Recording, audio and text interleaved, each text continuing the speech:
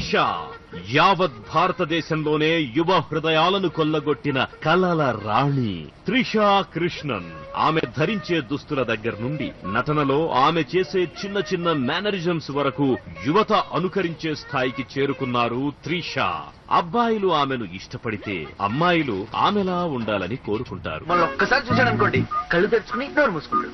ఓహో, నన్ను ఇంప్రెస్ చేయడానికి ట్రై చేస్తున్నారు. తను నటించిన మొదటి తమిళ చిత్రం మౌనం పేసియాదేతోనే ఉత్తమ నూతన నటి అవార్డును పొందిన ఈ అందాల భామ తరువాత తమిళ తెలుగు చిత్రరంగంలో అగ్రనటులందరితోనూ నటించారు.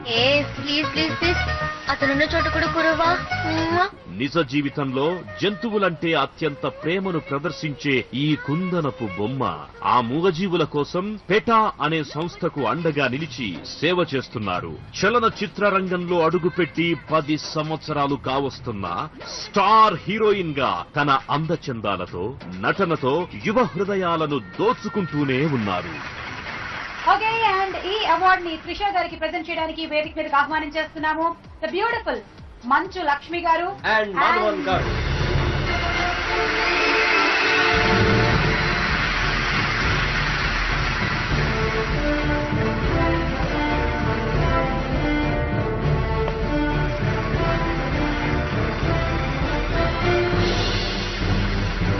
Firstly, I'd like to thank Saima, the organizers and the event coordinators for bringing us here.